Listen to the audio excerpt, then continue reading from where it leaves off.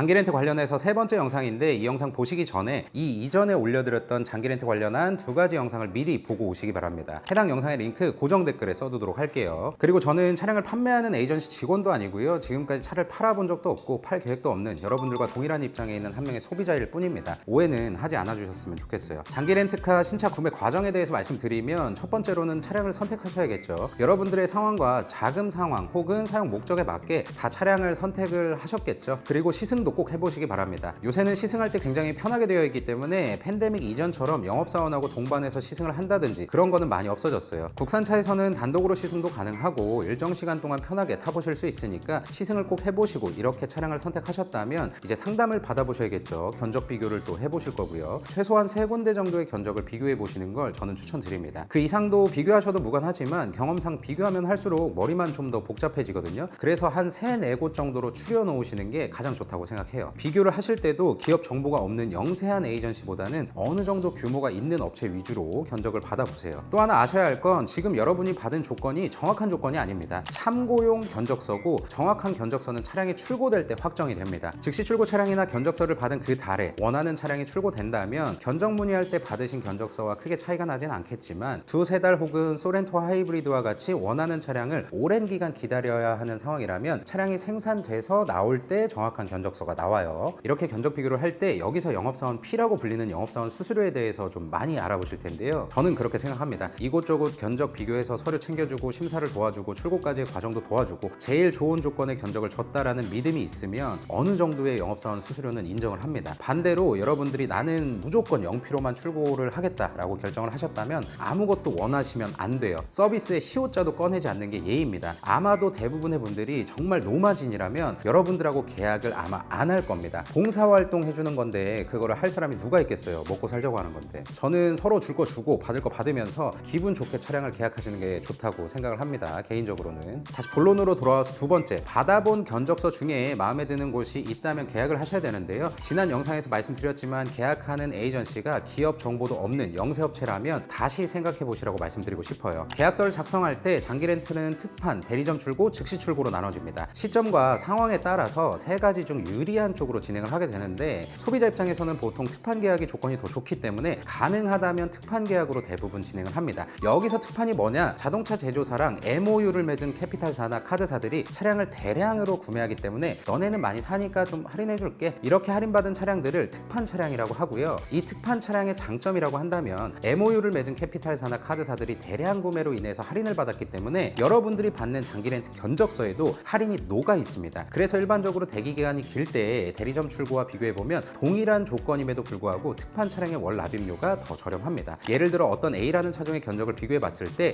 특판과 대리점 출고 방식 외에 나머지 조건이 모두 동일하다는 전제하에 견적을 뽑아보시게 되면 대리점 출고일 때는 월에 81만 원이지만 특판 할인가가 들어가면 77만 원까지 떨어지는 경우도 있습니다. 하지만 특판의 월 납입금이 무조건 낮은 게 아니라 똑같을 수도 있고 시점에 따라 좀 달라요. 방금 말씀드린 특판은 모든 차량 다 해당되는 게 아니라 인기 차종 위주로 진행이 되는데요. 이런 특판 출고의 장점은 저렴하다는 장점이 있지만 알고 계셔야 할 게 있습니다. 대기업 캐피탈사나 카드사들이 엄청 많잖아요. 매달 초나 월 말에 각자의 기준이나 전략들이 다 있기 때문에 차량이 나올 때가 되면 여러분들이 계약 당시에 받아본 견적서의 금액과 다를 수 있습니다. 각 캐피탈사와 카드사의 전략과 조건이 매달 달라지기 때문에 그런 거예요. 예를 들어서 여러분들이 2023년 11월에 견적을 받았는데 대기 기간이 2주밖에 안 걸려요. 2주면 생산이 되는 거잖아요. 그렇다면 그 견적서에 써 있는 조건으로 받을 수 있는 확률이 높아집니다. 근데 뭐 소렌토 하이브리드처럼 1년을 기다려야 된다. 이런 차량이라면 지금 받은 견적서랑은 다른 견적서가 나올 수 있는 거죠. 왜냐하면 말씀드렸듯이 현재 가장 좋은 조건에 있는 캐피탈사나 카드사의 조건이 있다고 하더라도 1년 뒤에는 그 차량이 나올 때에는 그 카드사나 그 캐피탈사가 무조건 조건이 좋다고 지금은 그 누구도 장담할 수 없기 때문에 이런 부분들은 잘 알고 오해가 없으셨으면 좋겠습니다. 방금 말씀드린 특판 계약 외에는 대리점 출고로 진행을 해야 되는데요. 얼마 전까지 반도체 이슈로 인해서 차량 출고 기간이 굉장히 길어졌을 때는 대리점 출고로 많이 진행을 했습니다. 국산차로 치면 현대기아 대리점에서 출고가 되는 거죠. 여튼 이런 견적들 다 비교해서 차량도 확정하고 계약을 하셨어요. 그 다음에 심사 서류를 구비해서 심사를 봐야 됩니다. 심사에 필요한 각 서류는 화면에 보이는 서류들인데요. 여기서 심사 승인이 나야지만 진행이 가능해요. 이렇게 심사 승인까지 나면 차량 발주를 넣게 되는데 우리가 인터넷에서 물건을 주문한다고 치면 주문 버튼 누르는 거랑 똑같습니다. 근데 아직 결제는 되지 않은 거예요. 차량은 발주를 넣고 차량이 배정될 때까지는 결제하는 게 아닙니다. 내가 마음에 들어서 주문한 차량이 나한테 배정이 됐을 때 그때 결제를 진행하게 되는데요. 아까도 말씀드렸지만 여기서 가장 중요하게 알아두셔야 할 건 차가 나와서 결제가 되는 시점에 차량 가격과 금리, 계약 조건이 반영이 되게 됩니다. 자, 무슨 말이냐? 내가 2023년 11월에 견적서를 받았는데 차량은 2024년 4월에 나왔다. 그러면 기다리는 동안 차량 가격의 상승분도 있을 수 있을 거고요. 그 당시 금리가 지금보다 높아질 수도 혹은 낮아질 수도 있을 거고요. 계약 조건 어떤 게 더 유리한지 이런 것들이 바뀔 가능성이 굉장히 많다라고 보시면 되겠습니다. 그러니까 한마디로 말하면 계약서를 쓴 당시의 조건이 아니라 차량을 결제하는 당시의 차량 금액과 조건 그리고 금리가 결정된다고 보시면 될 것 같아요. 자, 이렇게 계약하고 심사 승인 나고 차량 발주하면 솔직히 소비자 입장에서는 딱히 할 게 없습니다. 나머지는 에이전시에서 다 챙겨줘요. 진짜 다 챙겨주기 때문에 그냥 기다리기만 하면 됩니다. 그리고 차량을 기다리시다 보면 예정일이라는 게 나오는데 이 차량 출고 예정일이 변경되는 경우가 허다합니다. 완전하게 확정된 예정일이 아니라 변경 가능성이 너무 많기 때문에 이걸 너무 믿지는 마시고요. 예정일이 이렇게 막 변하다가 변하지 않고 확정이 될 때까지 기다렸다가 에이전시에서 소비자한테 안내를 해줄 겁니다. 이게 서로 담당하시는 분하고 소비자 사이에 분쟁이 없도록 하는 유일한 방법이기 때문에 출고 예정일이 좀 늦게 나와도 이 부분은 좀 이해를 해주셔야 돼요.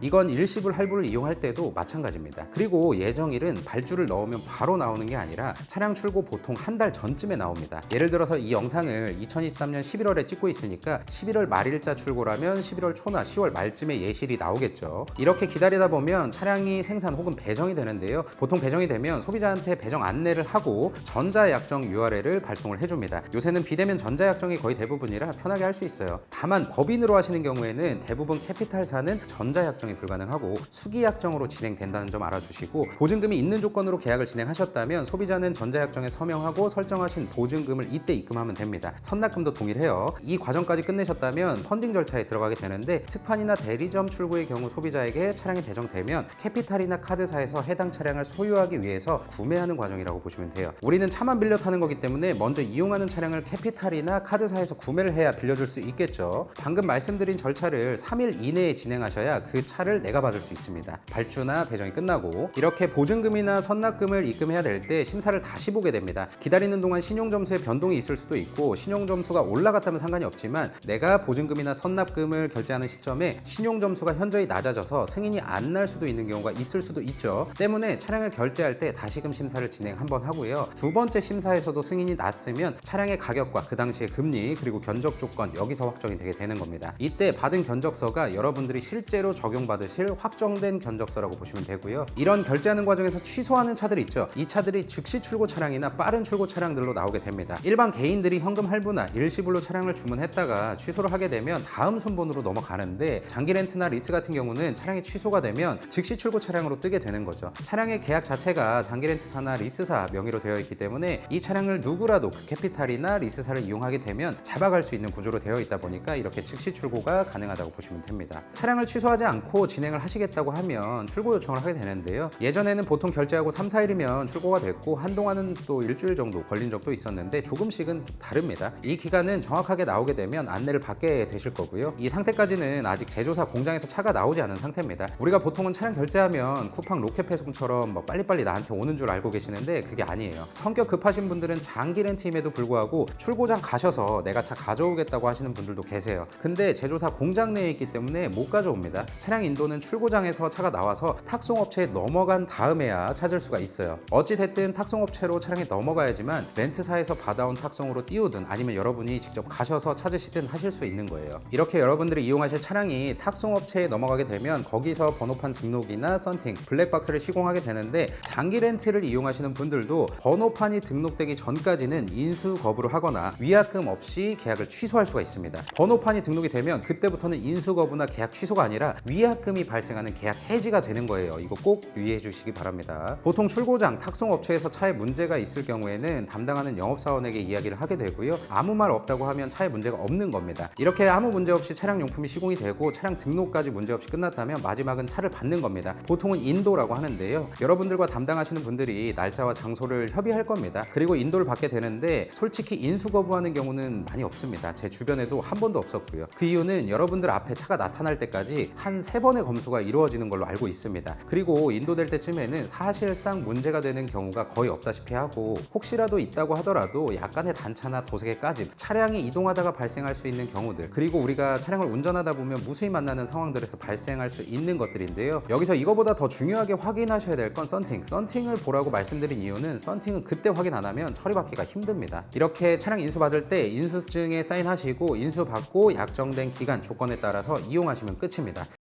지금까지 장기 렌트를 이용하는 과정에 대해서 간략하게 말씀드렸는데요. 현금 일시불, 현금 할부, 장기 렌트 리스, 차량을 구매 및 이용할 때 각각의 장단점이 있지만 난 총 차량 가격 인수 금액만 보신다. 나는 무조건 내 자산으로 차량을 만들어야 된다라고 하시면 현금 할부, 장기 렌트 리스 순으로 유리한 경우가 많고 요즘처럼 소유 경제에서 경험 경제로 넘어가는 관점에서 차량을 이용하는 동안 유지비를 가장 적게 가겠다라고 하시면 장기 렌트 리스, 현금 할부, 일시불 순으로 유리합니다. 본인의 가치를 어느 곳에 두느냐에 따라 다른 거지 정답은 없습니다. 이번 영상이 한 분의 결정에 작은 도움이 됐으면 좋겠습니다. 시청해주셔서 감사드리고 항상 건강하십시오.